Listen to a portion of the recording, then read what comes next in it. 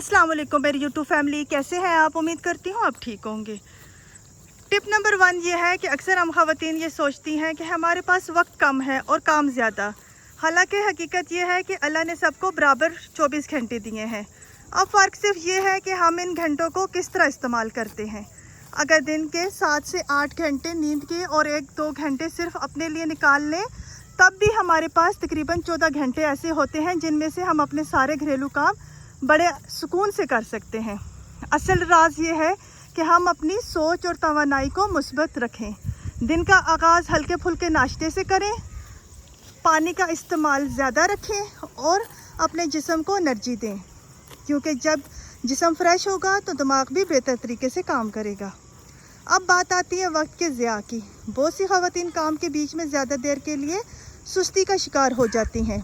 कभी घंटों मोबाइल पर स्क्रॉलिंग शुरू कर देती हैं या बिना वजह बैठ जाती हैं। नतीजा ये निकलता है कि काम है या बिना वजह बैठ जाती हैं।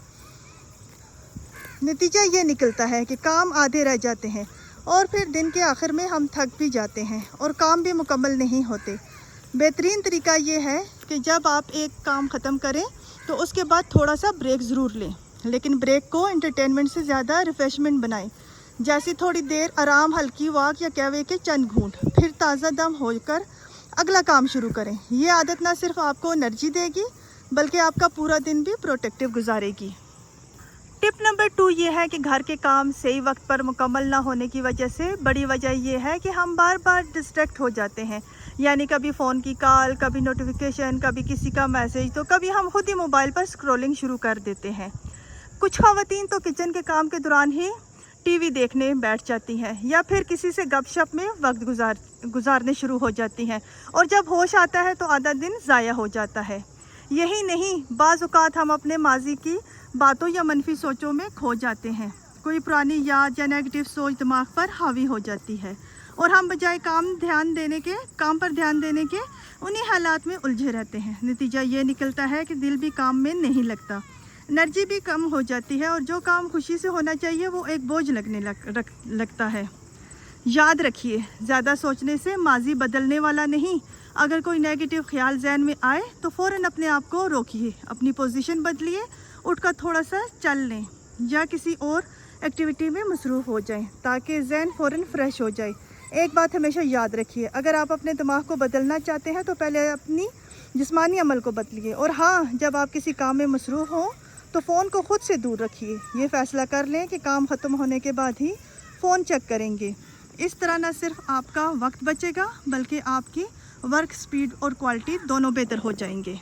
टिप नंबर 3 ये है, अक्सर हम ख़वातीन अपने शेड्यूल के मुताबिक बड़े सुकून से घर के काम कर रही होती हैं, लेकिन अचानक कोई मेहमान आ जाए तो पूरा टाइम टेबल बिगड़ जाता है। ख़ास तौर पर उन ख़वातीन के लिए ये ज़्यादा मुश्किल होती है जो घर के साथ प्रोफेशनल काम भी कर रही हैं, जैसे यूट्यूब पर वीडियोस बनाना, फ्रीलांसिंग करना या घर पर कोई छोटा मोटा बिज़नेस चलाना।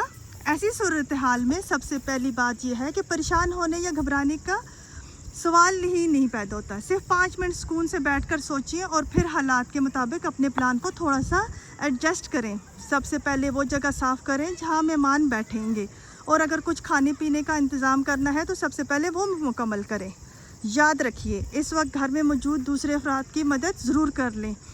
ख़ुद को अकेला बोझ ना बनाएं। अगर पूरा घर फौरी तौर पर साफ़ करना मुश्किल लगे तो जो चीज़ें बिखरी हुई हैं उन्हें वक्ती तौर पर किसी बास्केट या स्टोर में रख दें और मेहमानों के जाने के बाद सुकून से रीअरेंज कर लें। और सबसे ज़रूरी बात है, मेहमानों की खिदमत खुश दिली से करें, ये सोचकर कि आप अपसेट ना हो कि आपका प्लान ख़राब हो गया है, क्योंकि ज़िंदगी हमेशा प्लानिंग के हिसाब से नहीं चलती। इसमें छोटी मोटी एडजस्टमेंट करनी पड़ती है। और आखिर में याद रखिए, मेहमान अल्लाह की रहमत होते हैं। मेहमान अल्लाह की रहमत होते हैं। जो भी आपके घर आता है वो मोहब्बत और अपनायत की वजह से आता है, इसलिए उनकी इज़्ज़त और खुश अखलाक़ी से उनकी खिदमत मदारत करें।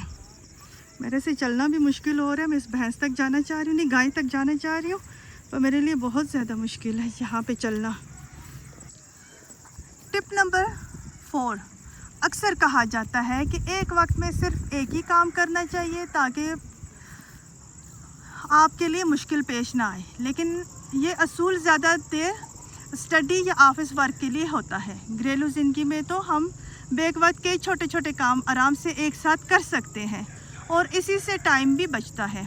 मिसाल के तौर पर अगर आप खाना पका रही हैं और किचन में प्याज या सालन दम पर रखा है तो उस वक्त हाथ पर हाथ रखकर बैठने के बजाय बर्तन धोए जा सकते हैं। इस तरह अगर वॉशिंग मशीन में कपड़े डाल दिए हैं तो उस दौरान किचन या कमरे की थोड़ी बहुत सफाई की जा सकती है। फ्रिज में पुरानी चीज़ें चेक करना या किसी छोटे मोटे किचन टास्क को निपटाना भी इस वक्त मुमकिन है। घर के कामों में मल्टीटास्किंग करने का मतलब ये नहीं कि आप खुद को थका दें, बल्कि मकसद ये है कि एक काम के साथ दूसरा छोटा सा काम मिलाकर वक्त को ज़्यादा मुझसे तरीके से इस्तेमाल करें। इस तरह आप देखेंगे कि ना सिर्फ टाइम बचेगा बल्कि दिन के आखिर में आपके ज़्यादातर काम बड़े सुकून से मुकम्मल भी हो जाएंगे। टिप नंबर 5 ये है कि अक्सर ऐसा होता है कि घर के सारे कामों का बोझ एक ही शख्स पर आ जाता है और नतीजा ये निकलता है कि हम थकन की वजह से चिड़चिड़े हो जाते हैं। गुस्सा बच्चों या घर वालों पर निकलने लगता है। लेकिन हकीकत यह है कि हर काम के लिए करने की ज़रूरत नहीं होती, बल्कि छोटे बड़े सब अफराद को शामिल करना चाहिए।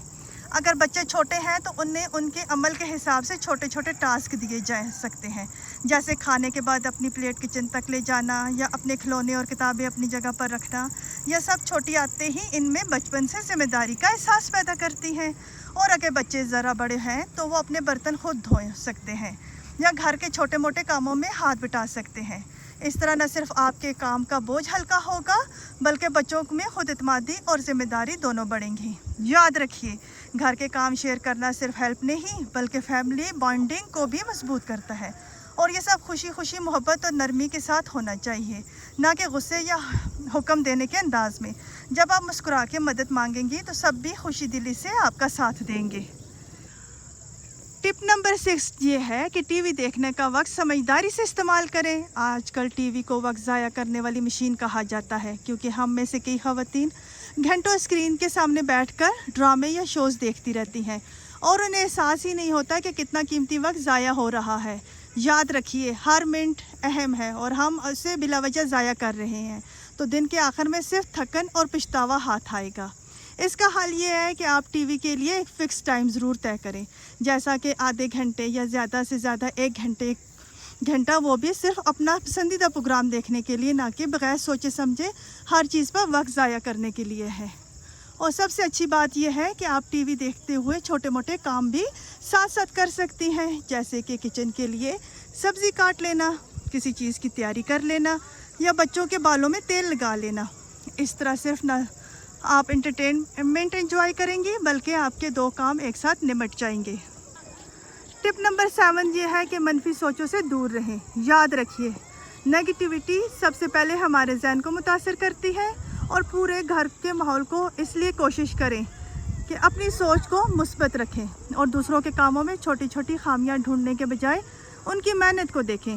घर की औरत दिन रात खाना पकाती है, सफाई करती है, कपड़े धोती है और प्रेस करती है, बच्चों की देखभाल करती है। लेकिन अगर हम इसकी हौसला अफजाई नहीं करेंगे तो कम से कम इस पर तनकीद भी ना करें। कभी भी खाना जल जाए या नमक मिर्च कम ज़्यादा हो जाए तो उसे मसला ना बनाएं। ये सब चीज़ें ज़िंदगी का हिस्सा है। बेहतर यह है कि अगर कुछ कहना है तो नरमी और इज़्ज़त के साथ बात करें ताकि माहौल खुशगवार रहे। याद रखिए, जब हम दूसरों को शुक्रिया और मोहब्बत के साथ देखते हैं तो न सिर्फ उनका दिल खुश होता है बल्कि हमारा अपना दिल भी सुकून में रहता है। इसलिए काम को बोझ न समझें बल्कि मुस्कुरा कर करें, क्योंकि खुश दिली से किया गया हर काम इबादत बन जाता है। उम्मीद है ये तमाम टिप्स आपके लिए मददगार साबित होंगी। इन्हें अपनी ज़िंदगी में ज़रूर अपनाएं और अपनी फैमिली में खुशी और सुकून बांटिए। अगर आप चैनल पर नए हैं तो प्लीज़ सब्सक्राइब करें ताकि आपको आइंदा भी ऐसे ही मोटिवेशनल और लाइफ चेंजिंग वीडियोस मिलती रहें। चैनल का लिंक मैं डिस्क्रिप्शन में डाल दूँगी और प्लीज़ मुझे कमेंट्स में बताइएगा कि आज की वीडियो आपको कैसी लगी। तो अब इजाज़त चाहती हूँ, अल्लाह हाफिज़। और आखिर में आपको व्यू दिखाती हूँ मैं कि देखिए सूरज गुरूब हो रहा है, कितना प्यारा लग रहा है देखिए। और ये बच्चे पतंगे लूट रहे हैं। थोड़ा सा ज़हनी सुकून देने के लिए मैं यहाँ पे आती हूँ। और ये देखिए जिधर मैं चल रही हूँ